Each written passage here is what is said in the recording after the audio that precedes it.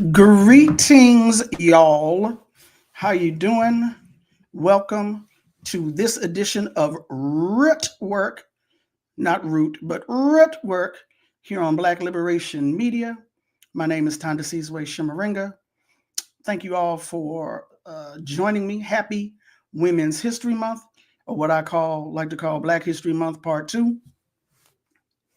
Please, if you are not already subscribed to Black Liberation Media, if you are not already subscribed to Rootwork on YouTube, please subscribe, please subscribe, please subscribe, so that you will get notifications of all of the wonderful programming that we have to offer. Black Liberation Media and Rootwork here on YouTube. Please subscribe to the channels and please like and share this program and many other programs. But I usually ask you to like and share here in the beginning before you get upset and hear something that pisses you off, and then you be mad and don't want to like and share at the end. So do it now before you forget and before you get mad. So I see we got some folks over in the comments commenting already. Hey, comrade Tony Hardy, how are you doing today? C. Nicole, am I pronouncing it correctly? How are you doing? Lee Clinton, hey, how are you? I'm not familiar with you, but welcome to the show. Thank you so much. And speaking of welcome to the show, before I forget, let me thank some supporters. Why are you laughing, Tony? I want to thank comrade Tony Hardy for hitting that Cash App or that Venmo. Thank you, Tasha Thomas. Thank you to Patricia Torres. Thank you to Todd Williams. Thank you to How to Be Terrell. I guess Terrell is your real name. Thank you to Carmen. Thank you to Byron Hunter. Thank you to Kevin Atkins. Thank you to Afia Zakia. And thank you to Mac Cubbin. Not sure what your real name is, but thank you. Appreciate you. Really, really do. Real quick, want to let you know, next week is going to be part 2 of the Build and Fight series with Kali Akuno, 4 p.m. next Tuesday here on Rootwork and here on Black Liberation Media. Other special programming is going to be happening here on Rootwork and Black Liberation Media. I want you to know about that. We're going to be doing Can't Stop Our Blackness, looking at the Black Latinx experience with Sister Rosa Clemente. Not sure what days. That's probably going to be on Thursdays, but we'll let you know that. Also, if you saw Dare to Struggle, Dare to Win yesterday with Brother Kwasi Akwamu, speaking with Brother Geechee and Dr. Yusuf Bunchi Shakur, he mentioned a series on New African communism. We'll be talking about that coming up also. So I want to let you know about all of those special programs that are going to be coming up here on Rootwork on Black Liberation Media. All right, if my phone will stop going off and knocking stuff over, we can get to today's program. The new broom sweeps clean, but the old broom knows the corners. So I want to let you know right now, this is going to involve discussion of rape and murder. I don't usually like to talk about those things, and I'm not talking about those things because this is Women's History Month. These are part of an essay that I wrote back in 2021. And I wanted to make this present. I had been looking for an opportunity to bring this content onto Rootwork and onto Black Liberation Media. So I'm doing it now. So just giving you the heads up, I'm bringing this essay that I wrote onto because it's Women's History Month. That's why I wanted to talk about it. I'm not talking about it specifically because it's dealing with the issue of rape and murder, but I'm just giving you that warning that I will be talking about it for those who may be triggered, who might have, for those who might be triggered by that. So that's my warning to let you know. So again, this is an essay I wrote back in 2021 after I watched Michaela Cole's series, I May Destroy You, which aired on HBO. The one-season series chronicles Cole's character's attempts to rebuild her life after being raped at a nightclub. In commenting on this show, I also include some of my thoughts on another HBO show headed by a Black woman writer / protagonist, Insecure and Issa Rae. So, um,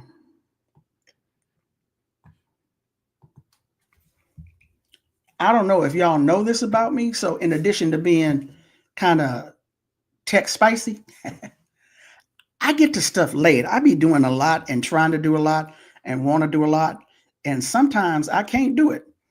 But I like to watch movies. I like to watch TV. I like being taken away because it's my distraction. However, as Margaret Kimberly says, we don't turn off our brains while we are taking this in. So sometimes I'll watch a show years late, such as Top Boy. But at any rate, I binge watched I May Destroy You back in 2021. And I had some thoughts about it because it brought up something for me. So these are the thoughts that I wanted to share with you all. Now, also, somewhere in here, oh, yes, there they are. Got some photos that I'm going to be sharing just to give you something to look at, other than my beautiful face. But I'm going to be reading to you this essay. And also, again, this is from 2021. So no such thing as spoiler alert. If you haven't seen Insecure, if you haven't seen I May Destroy You, if you haven't seen Top Boy, which I will reference later on, that's too bad because we about to get up into this. All right, now. So the new broom sweeps clean, but the old broom knows the corners. Portrayals of intergenerational dialogue should be more prevalent. And that's referencing a saying that talks about the wisdom or the efficacy of knowledge and wisdom being passed on that elders have to the young. Which season of Insecure? The whole season of Insecure, the whole run of Insecure. But so let me get started. Please don't take this the wrong way. Let me state at the outset that I am a fan of Michaela Cole. So please don't come for me the way you or people adjacent to you come for others like Beyonce's critics. I'm on your team. Beyonce got that Bayhive. If they don't like you talking about that girl, they're going to have a problem with you. Now, this is Michaela Cole in the character of Arabella in I May Destroy You. When I saw that pink hair, I was like, oh, Lord, here we go. But now, real quick. Now, this is the Michaela Cole that I personally prefer. Michaela Cole, a Black British actress, which means she's probably from Nigeria or Ghana or the Caribbean by way of Nigeria or Ghana, predominantly. But here she is on the cover of Vanity Fair, dressed in her traditional garb, her traditional Ashanti or Akan garb. You can see her wearing her kente, her gold, and even her Adinkra symbols. So yes, Black British Ghanaian. But at any rate, this is Arabella, who is the protagonist in the story. So, I love Michaela Cole's I May Destroy You on HBO. I found its presentation to be fresh, exciting, almost otherworldly. I was transfixed every episode. I joined with the chorus of those who exalted Cole, and I was personally happy, for her winning the 2021 Emmy for Outstanding Writing for a limited or anthology series of movie. Her character is a writer in I May Destroy You. But despite all of that, hold on for me 1 second, because I done told y'all text spicy, and now it doesn't want to show me, but I'm reading from my phone. Something has disturbed me ever since I watched the series, something in addition to sexual assault. And I feel that now is as good a time as any to get it off my chest. It's not Cole's writing that I have a problem with. It's not the characters or their arcs. It's not the subject matter. It's the portrayal on screen of the lives of the characters that disturb me. I know it's fiction, work with me. I should also state here that Insecure, with another Black woman protagonist, Issa Rae, has a similar trigger for me. Let me explain as best I can. When I was growing up, there was a family of 5 that lived down the street from me. The oldest child was a girl.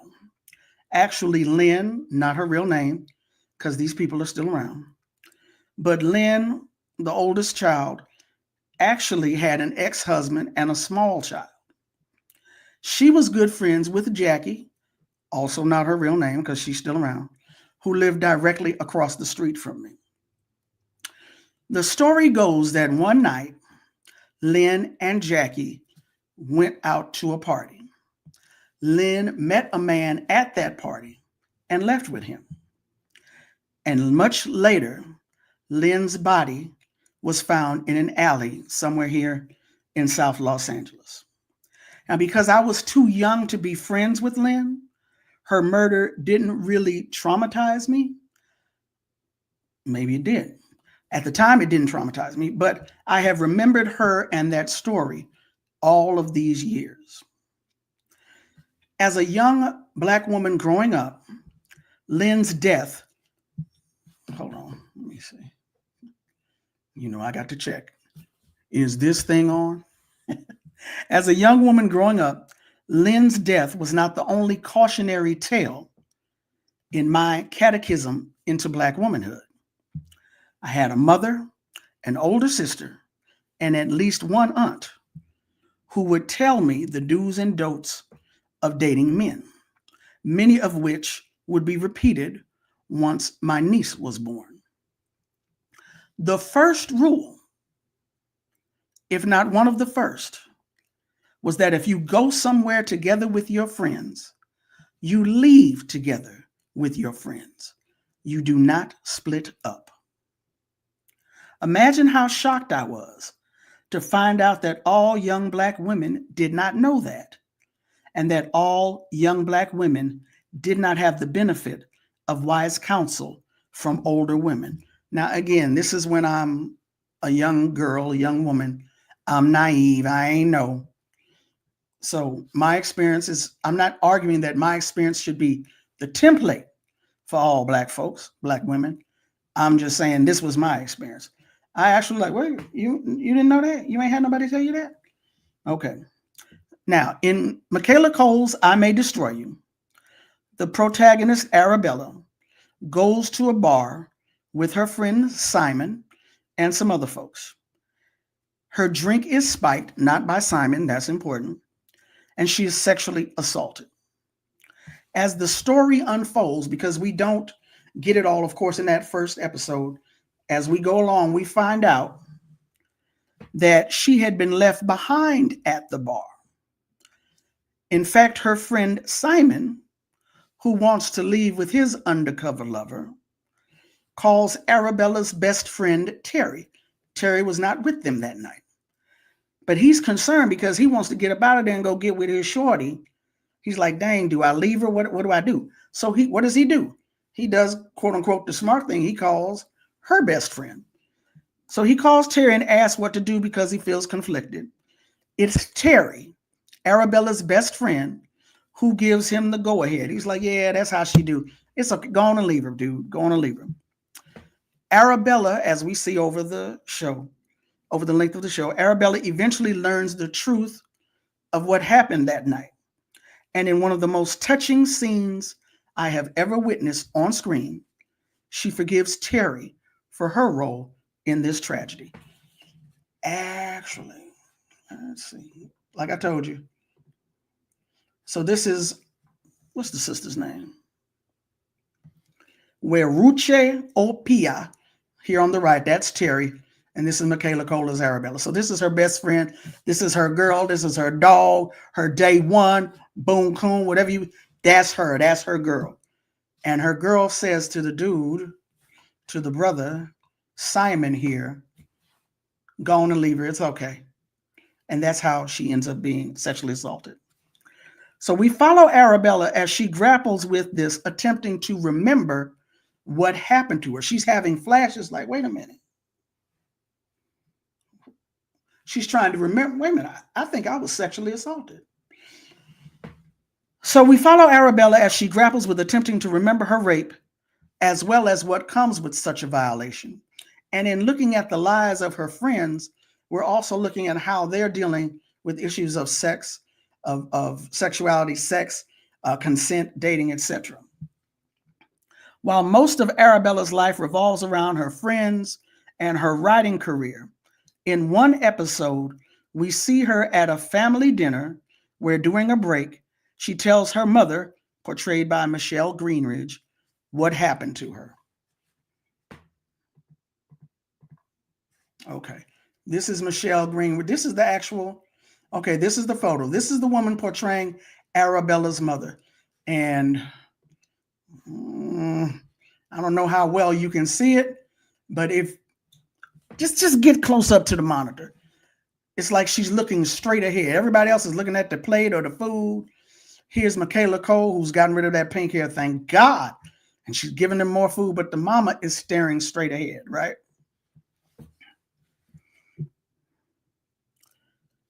So at this family dinner during a break, Arabella, Michaela Cole, tells her mother what happened to her. Now, herein lies my issue. We are shown that Arabella's mother is a loving figure whose happiness is having her children near her, as evidenced by her dialogue. Everybody at the family eating together. My mother would be like that during Christmas. All her babies, her grandbabies, we're all here together under one roof in her living room, at her table, eating her food. Okay. In the following scene, we can tell that Arabella's mother was devastated to learn that her child had been the victim of such a horrendous attack. We can see her doing all she can to keep it together at the dinner table. Watching her struggle was almost as devastating as the event she was reacting to. So there's a break in the dinner. They're upstairs in Arabella's bedroom, and the mama comes in. We don't hear what Arabella tells her. The very next scene is this. We can see that Arabella is about to tell her something. It flashes off of that. I forget exactly what it goes to, but at some point, we're back here at the dinner table, and you can tell her whole expression has now changed. It's obvious not only did Arabella tell her what happened to her, she told her not to tell her father or brother. So now mama is just sitting here like, what do? I want to do something. My child has been violated horrifically, and I don't know what to do. So all of the joy she had initially felt is now gone. But okay, so getting back to what my issue is. It was profound enough that Arabella tells her mother. She's obviously got this kind of relationship where she can talk to her mom about this.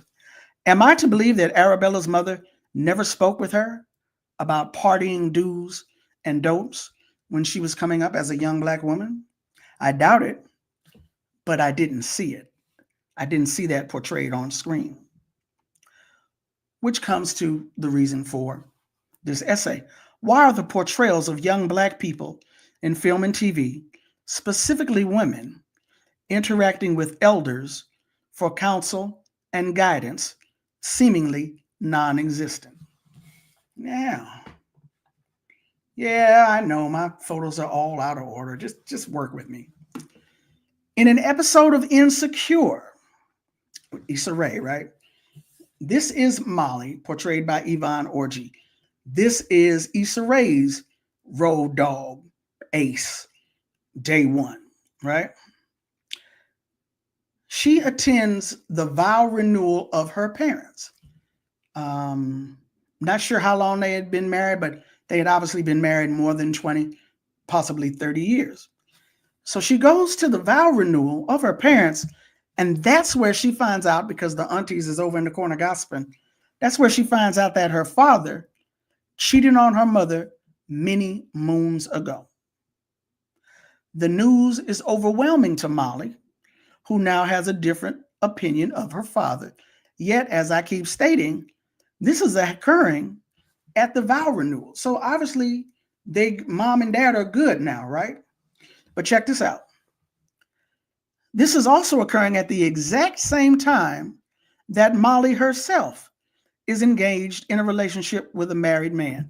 That's this brother right here, Sarunas Jackson. His character's name is Dro, and I think Dro grew up across the street from Molly. But Dro's married now, and Dro feeds her the line of, "Oh, my wife, we good." It's wife, mind you, not girlfriend, wife. We got an open relationship. Okay. And of course, Molly fell for it. But the point being here, let me get back to this essay. Silly hypocrisy aside, Molly has two living parents, still married to one another, in an obviously loving relationship they have chosen to celebrate by renewing their vows. How are these two people, her parents, not the default go-to for dating and relationship advice? How? Some people, this is 2025, some people believe, I'm talking about black folks, still believe in arranged marriages. I'm not saying that. I'm just saying your mom and daddy been married all this time, had an issue of infidelity, which you yourself are engaging in right now. How are you not asking them for advice? And anyway, here in the United States, black parents have the talk with their male children, and increasingly their female children, about ways to safely interact with law enforcement. The concept of the talk and its contents have been widely documented. Don't run, keep your hands where they can see them, don't talk back or get smart, be polite. Less discussed, I believe, or less widely known, is the talk that many black women have with their daughters on ways to safely interact with men. Don't be up in no man's face. Don't get in cars with strangers. Stay away from dark or secluded areas. Don't leave your drink unattended. And as mentioned earlier, if you go somewhere together with your friends, you leave together with your friends.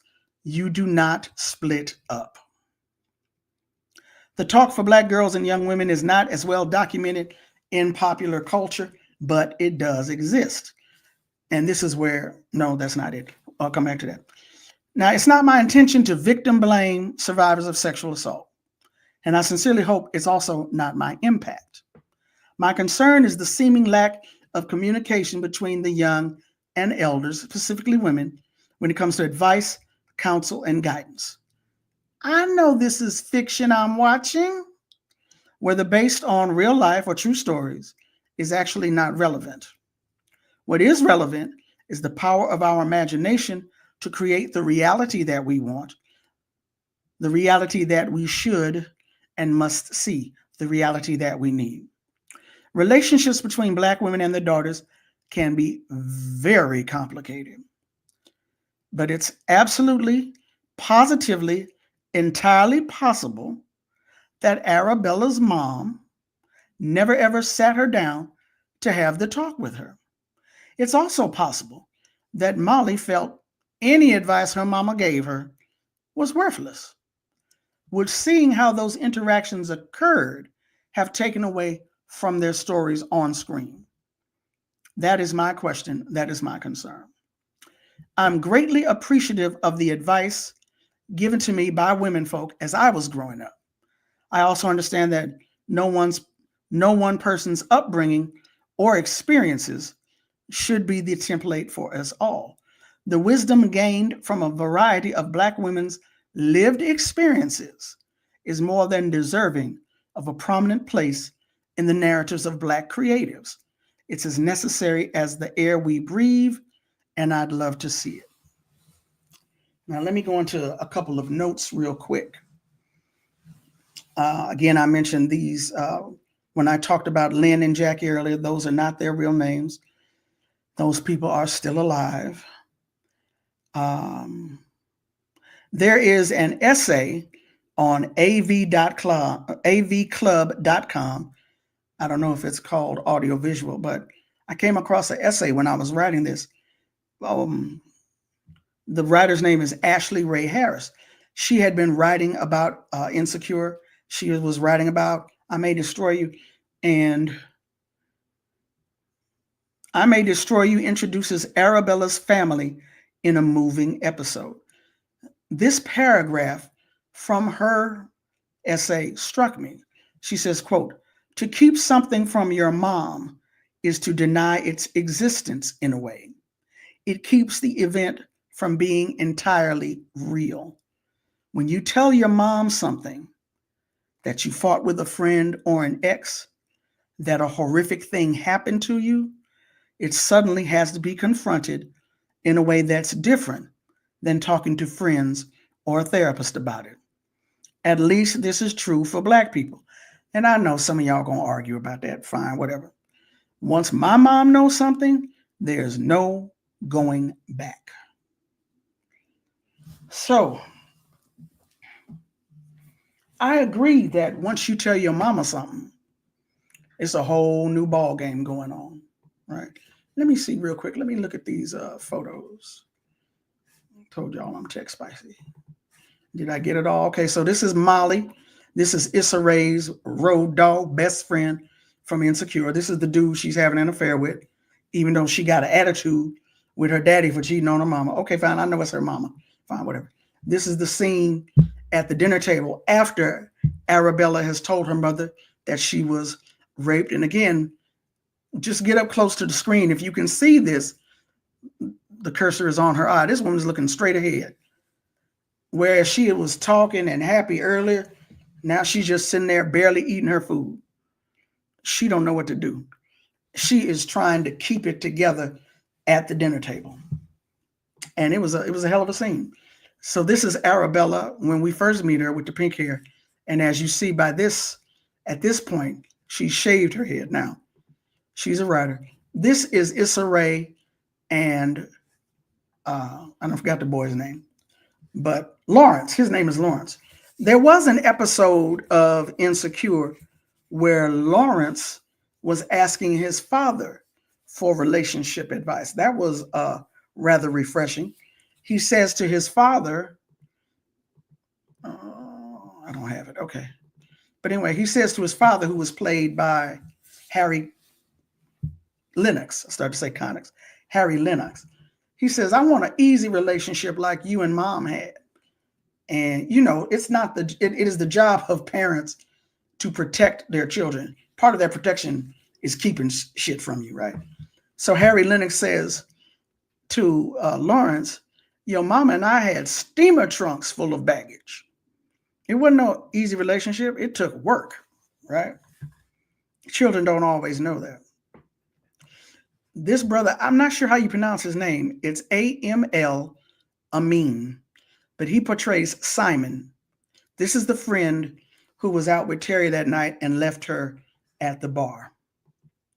This is Terry's best friend. This is Terry, Arabella's best friend. Simon calls her and says, "What do I do?" Because he want to tiptoe off with his shorty. "She gonna be all right? Do I leave her here?" Terry's like, "Yeah, that's what she did." Because basically Arabella's now, drunk and acting up at the club. And Terry's like, "Yeah, that's what she do. Go on and leave her." And that's when the sexual assault occurs. Like I said, Terry knows the truth of what happens, of course. She tells Simon, "Do not tell her. Don't tell her." But even though she says that, she's doing everything she can to help Arabella deal with this sexual assault, other than saying, "I told him."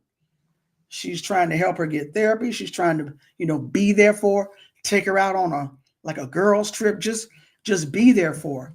And at one point, I guess it's once she lets Terry know that she knows, and Terry starts looking like Arabella's mama, like she can't even look her in the eye. But Arabella tells her, "You are amazing. You know that? You my girl." And that's how we know that Arabella has forgiven her and it's all good, right? So I wanted to mention real quick, like I said earlier, I get to stuff late.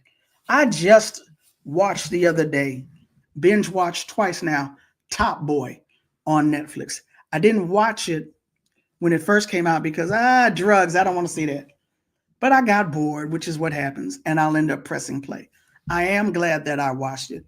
One of the reasons why I watched it, one of the reasons I'm glad I watched it, the nuances and portrayals of the women characters throughout the series. And this is how this is related to what I'm talking about today, kind of, sort of. One of the characters' name is Mandy. She used to be about that life. She ends up going to prison for manslaughter. Her dude, baby daddy, who's one of the drug dealers, gets killed. Now she's out and she's raising the child they had together. I forgot the girl's name, but at any rate, Mandy knows that her daughter and this little boy, like each other. She comes home early one day and they're like, "Oh Lord, hey mom, hi, how you doing? Oh, what y'all doing? Studying? Uh-huh." So they end up preparing dinner. The little boy stays for dinner. And the mama, Mandy, she's looking at him as they looking at each other, goo eye. She's like, "All right, check this out. Let me tell y'all something." She gives them a little speech with 3 points. Okay, number one, you two need to remember to protect your feelings. Be respectful and careful with each other's feelings as well as your own so that you don't get hurt. Number two, don't put nothing on the internet because that shit lives forever. These are her words. And number three, I am not ready to be a grandmama just yet. So that's the speech that she lays down, which of course embarrasses her daughter. My point being is that we see her imparting this wisdom to the daughter. And I appreciated that being on screen. Top Boy is written by a white dude, but I appreciate the writing and the nuance. Rowan somebody, I don't remember his name, but Rowan is Irish. Top Boy takes place in London. If you know anything about the Irish, they hate the British. And unlike The Wire, which told us we're going to look at, not only that, we're going to look at the drug game from all of these different aspects, but we're also going to look into the lives of the cops and the drug dealers. Top Boy ain't looking at the cops' lives. They're only looking at the lives of the black folks. And actually, Top Boy's summer house is the beginning. It takes place in this housing project. So we're looking at the lives of the people in the housing project and their relationship to the drug game and the drug dealers and etc. If you have not seen Top Boy, I suggest that you watch it. But at any rate,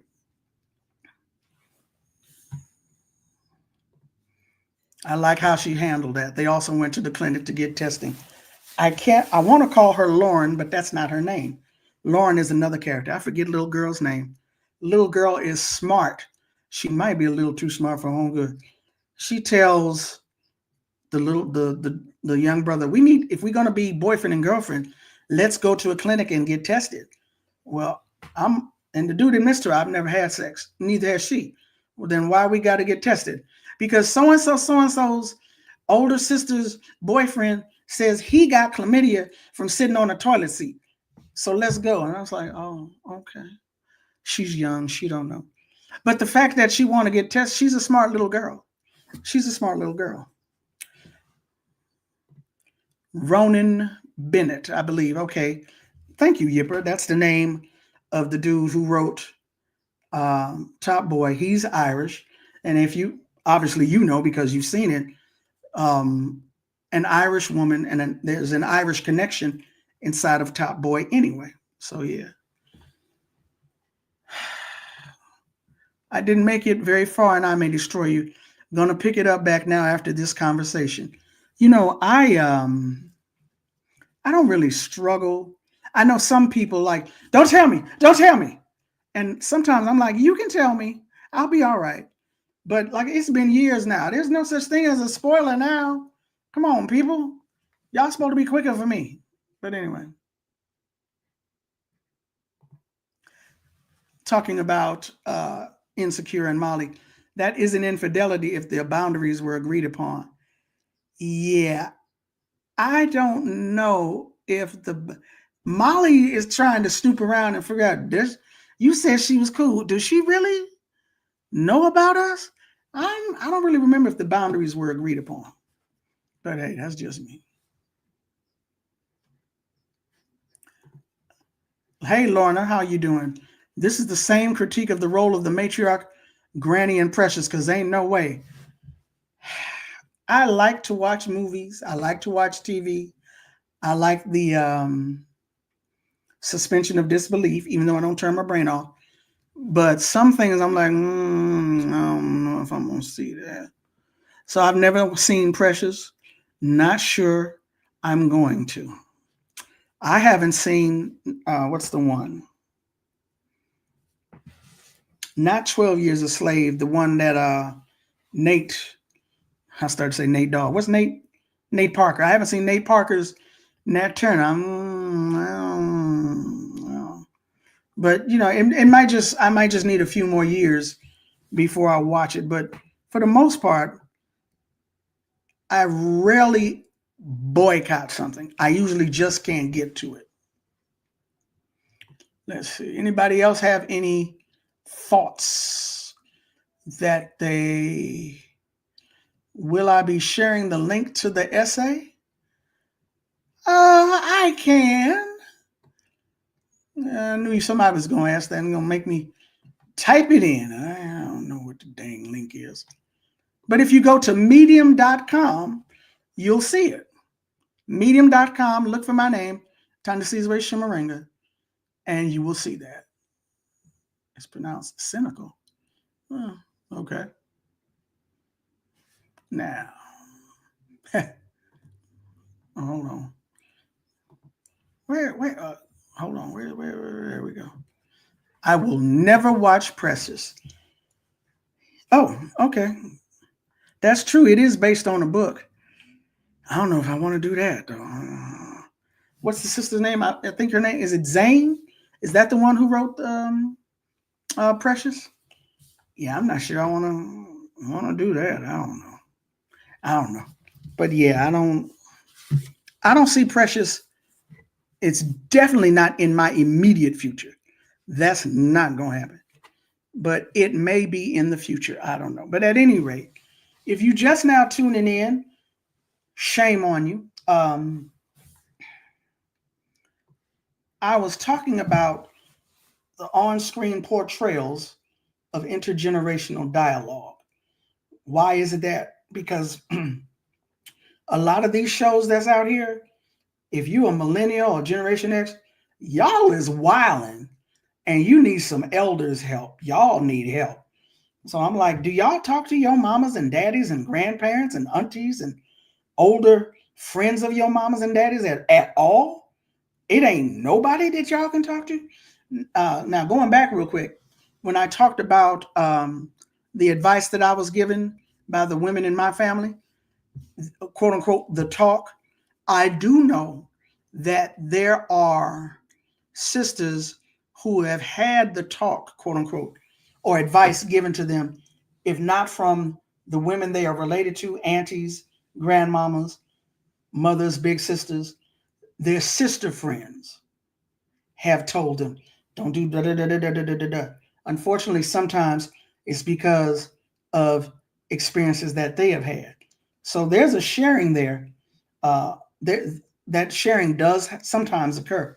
But I'm asking about why we're not seeing this more often, why the interactions between folks in the generations is not part of the lives. We saw Issa Rae's mama on, I think, one episode of Insecure. And if you know anything about children's, and I'm saying this as a former child, we be calling on our parents. We call on them for financial help, but we don't. Why is it that we're not seeing calling on them for advice, etc.? Now, I know part of the reason for that, I know, is because of the Vernon philosophy. We should not look to any of these products that are going to point us in a way towards liberation or going to point us toward a positive portrayal. I know that. I also know we're going to still watch. We're going to still watch because some of us, and it's me, I'm some of us, like the distraction, like to be taken away, like to be entertained. So we still gonna watch. But I also believe in we put forth, this is what I want to see. So in addition to, yeah, I want to see more cinema, more media fare that helps us access, take, exercise, control power, deal with the issues of actual power, of liberation. I also want to just see some stuff. You know what I'm saying?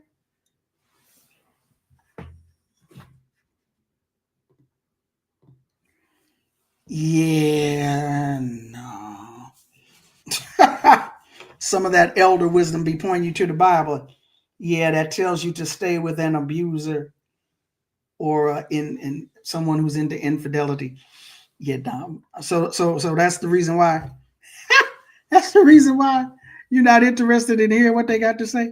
I do hear you on that, but all of them ain't gonna do that. My sister was one of the ones who, um, she was one of the ones who coordinated the new member classes at her church. So my sister was a Christian. She also gave me that advice when I was younger growing up and repeated it to her daughter, right? So there are some people who are, the ones we call the Bible thumpers, they just in their bag, which is that book, and they can't see their way out of it. And there's other people who are practical, like, look, look, right? So we've only been on, how long have we been on? 44 minutes. Ooh, I'm gonna be under an hour once again. I don't consider myself to be a content creator. I am a journalist and a writer. I know some folks think, what's the difference? Yeah, okay, fine. But as I said, this was an essay that I wrote after watching I May Destroy You. I had been watching Insecure for all of its seasons. I May Destroy You was just one season. It was a limited series. And it was based on something that actually happened to Michaela Cole. Um, I'm not always reviewing things. I'm not a reviewer because I don't know how to watch a film and not tell you everything that happens. I don't know how to tell you how to not spoil it for you. But because I am a writer, I do get these urges sometimes to write my thoughts out. And this is something that I had been wanting to share now that it's Women's History Month, aka Black History Month, part 2. I thought this would be a good opportunity to do this. So I hope that this has resonated with some of you. I hope that you could understand where I'm coming from. I appreciate all of y'all being in the chat, taking time away from your schedule today to chop it up with me here on Rootwork on Black Liberation Media. Please, once again, like, share, and subscribe. Before I get up out of here, if you got any more comments or any questions, you hit the chat. I'll see if I can answer them real quick. Oh, by the way, I got some new glasses. I don't know if y'all can tell. Them other glasses, I was having some difficulty getting out to the eye doctor, so I was trying to Negro rig them. Those of you old enough to know what I'm talking about, with the red, black, and green up in the middle. I know it didn't work. I did the best that I could. That was super glue and some fabric that I had. I couldn't find any red, black, and green frames for this prescription. I'm going to keep looking, though. But other than that, thank you again to Tasha Thomas, to Tony Hardy, to Patricia Torres, to Todd Williams, How to Be Terrell, to Carmen, Byron Hunter, Kevin Atkins, Afia Zakia, and Mac Cubbin for supporting the show, of supporting Rootwork and supporting Black Liberation Media. That Cash App and that Venmo are rolling, scrolling across the screen. Were there any films from the Pan-African Film Festival you would recommend? I did not go to the Pan-African Film Festival, but trust me, I recommend all of them, every last one of them. That's one thing I can say about the Pan-African Film Festival. Babu, who, what is Babu's last name? I don't forget Babu's last name. Anyway, Babu Ayuko Babu, one of the founders of the Pan African Film Festival here in Los Angeles. I believe it's the largest Pan African film festival in the world. He co-founded that with Danny Glover and Jeanne Dubois. When I would bring Ayuko Babu onto KPFK to promote the film festival, I would always start out talking about how much I hate the Pan African Film Festival. I hate the Pan African Film Festival. You know why I hate the Pan African Film Festival? Because there are scores, dozens, scores, if not hundreds of wonderful films from throughout the world that I can't see once the film festival is over. Babu told me that that has to do with distribution and licensing. I don't care. You got the films, show them for the rest of the year. Wonder, I first saw, what was the one? What was the City of God? I first saw City of God at the Pan African Film Festival. It blew us away. What was the name of that film? The Caribbean Cultural Center in New York, Marta Morena Vega. Now I've forgotten the name of the film. Wonderful film on the Orishas, on Santeria, Pan African Film Festival. 41st and Central. 41st and Central, if you're here in Los Angeles, you know Brother Gregory Everett, peace to him, may he rest in peace, passed away a couple of years ago. Been working on this film for years, talking about the LAPD SWAT team's attack on the Black Panther Party headquarters. Wonderful footage, interviews with Geronimo Jijaga, Roland and Ronald Freeman, Elaine Brown, Erica Huggins, Kathleen Cleaver. Can't find it in distribution. But we here in Los Angeles, every now and then he would do a community screening, but he presented it to the world at the Pan African Film Festival. Can't find it hardly nowhere unless you got a bootleg copy. Usman Simbini films, just wonderful, wonderful. So if you have, they've got, it's February of every year. They've got an online option after the in-person film festival ends. So I don't know it. Well, it's March now. It's probably over with. But keep your eyes open for films, Quayle TV and other platforms now. It's becoming a lot easier to see films from all over the place. In terms of the Pan African Film Festival in particular, I think once February is over with, you ain't gonna see those films again unless they get a distribution deal.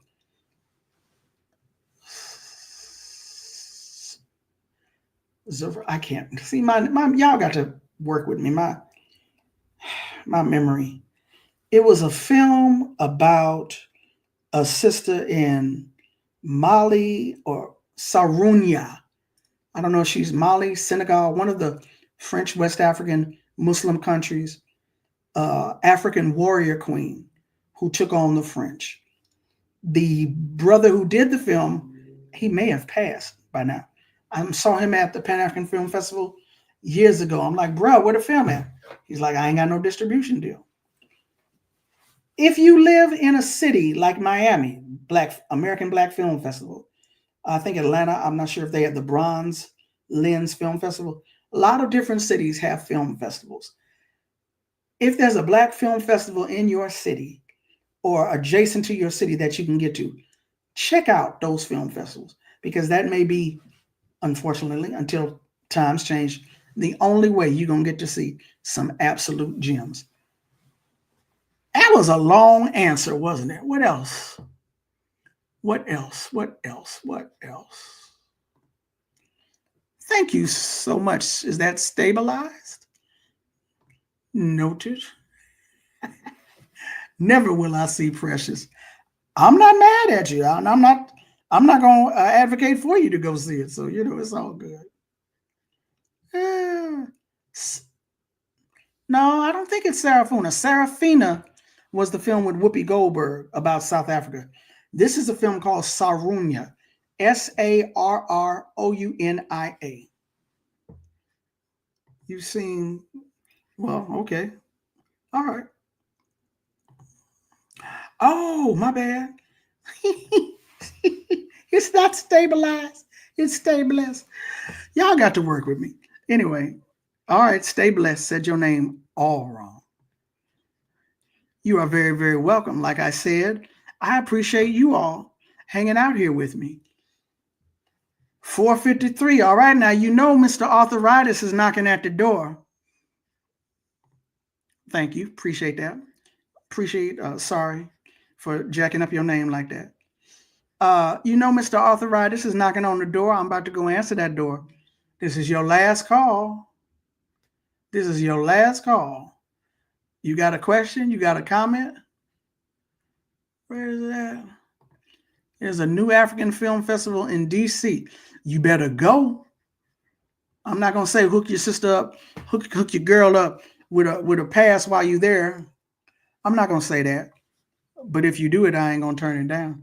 Hopefully they'll have an online option, you know what I mean? But yeah, if you've got a film festival in your city or a city, you know, Gerald Horn, you don't know, I'm telling you now. Gerald Horn, I believe he's in Texas, that University of Texas or University, I forget where he is. Anyway, the point being, Gerald Horn don't live in LA. Gerald Horn religiously makes a pilgrimage to Los Angeles every February for the Pan-African Film Festival. Every February. Did you hear what I said? Every February. He is here for the Pan-African Film Festival.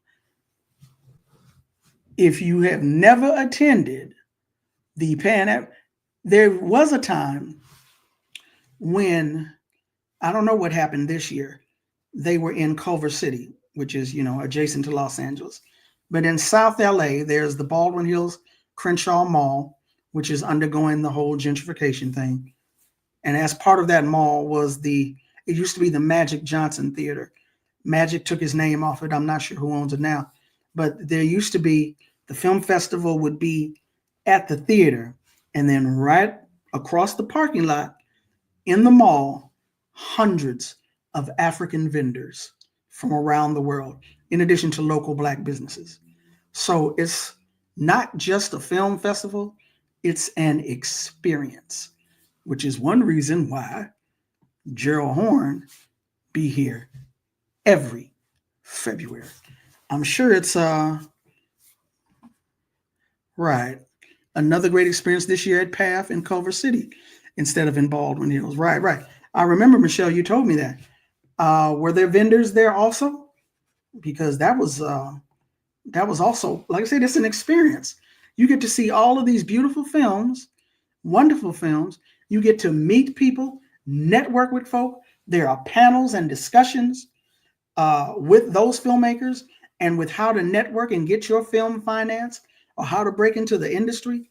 But you've also got the experiences of the vendors and folks. So it's usually a wonderful experience.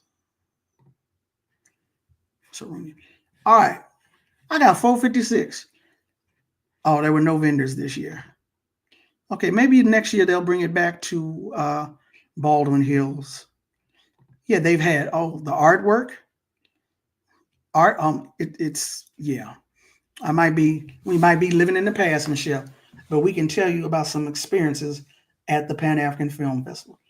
It's the kind of thing of you need to experience this at least once in your life. And again, they probably doing the same thing in Miami at the American Black Film Festival or the Bronze Lens Film Festival. There's a Langston Hughes Film Festival. New York has a Black Panther Party Film Festival that Kathleen Cleaver started a few years ago. So if you want to get on your Black cinema from around the world, I believe it was, it was, okay, y'all, what's the film from? Tsotsi, Tsotsi, Tsotsi. I saw that at the Pan-African Film Festival. Tsotsi is an old film, 10 years, maybe 15 years, hell, 20 years, I don't remember anymore. If you have never seen Tsotsi, you need to see Tsotsi. This is a post-apartheid South Africa. One of the most wonderful films I have ever seen.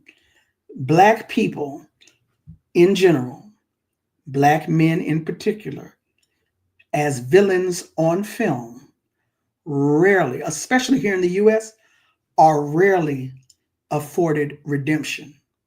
Rarely do we see them redeem themselves. All human beings are capable of redeeming themselves. As you know, under white supremacy, who was that? Was it Descartes who was wondering if black people actually had a soul? Shit like that. Of course, all people can redeem themselves, but under white supremacy, because we have no souls, because we are criminalized from birth, our nature is criminal. There is never a redemption for us. Tsotsi, to me, is a beautiful film of redemption. And at the end, the brother lived. He didn't get shot down by the police at the end, which would have happened had that film been made here in the US. Like I was saying about Top Boy, The Wire was a phenomenon in its own right, but it's coming to us from a crime reporter and a former cop. So their reality or their lives experiences are inserted into this story about, quote unquote, the drug game. In Top Boy, it's written by an Irishman who ain't got no love for the British. So we don't see the British cops go home and talk about their day out in the world, out in the jungle with the natives. You don't get that because it was an Irish dude who the Irish are acutely aware of what it's like to be an oppressed colony, an oppressed nation. One of the reasons they have always stood in support of Black liberation, one of the reasons they are supporting Palestine right now. And before I get off on another rant, it's 4:59. I'm going to get up out of here. When is it for 2025? When is what for 2020? Ooh, I know you're not asking when is the Pan-African Film Festival. Baby, it's gone. PAFF.org, PAF.org. There might be a San Diego Black Film Festival, but I'm not really sure. But again, look around, y'all. Look around. I'm going to say this one more time. If there's a film festival in your city, or if you are adjacent to a Black film festival, get your behind to that Black film festival. You will not regret it. Ha! An Irishman who, according to Wikipedia, is accused of being with the IRA. Hell, they probably are with the IRA, just like they say all the Palestinians are with Hamas. And before I go, let me just say, I just want to say real quick, there's a picture out there. This has nothing to do with, the only thing this has to do with is the Irish. This doesn't have anything to do with the subject matter for today. I'm going to say this and then I'm going to get out of here. Y'all know that photo you've seen of Gloria Steinem, who people consider to be the foremost promoter of feminism, who people hate. It's a picture of her standing next to a sister with the black fist. She's got an afro. Of course, that woman's name has escaped me at this moment. I got it written in my notes, but I have short-term memory issues. That sister, her first husband was a white man.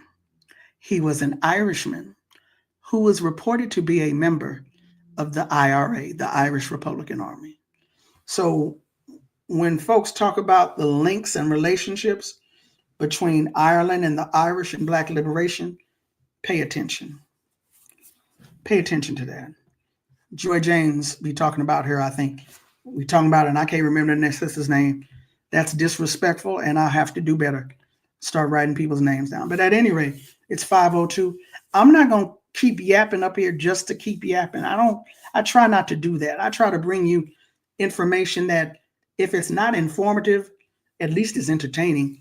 I hope that I have done that with you today. Again, this is something that I've been wanting to share. And this essay that I wrote in 2021, you can find it. The new broom sweeps clean, but the old broom knows the corners. You can find that on medium.com.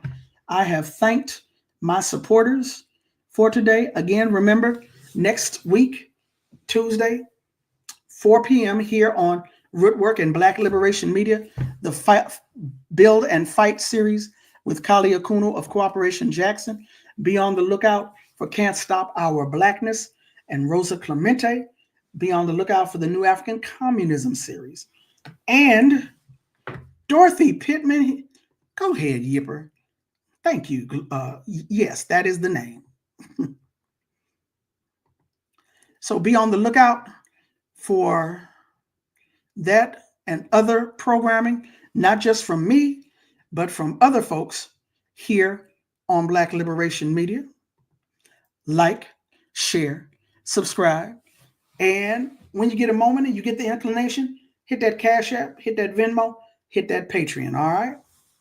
So yeah, Mr. Arthritis is knocking, and I'm about to go answer the door. You all, thank you again so much for joining me today. If you enjoyed the show, please like it and share it.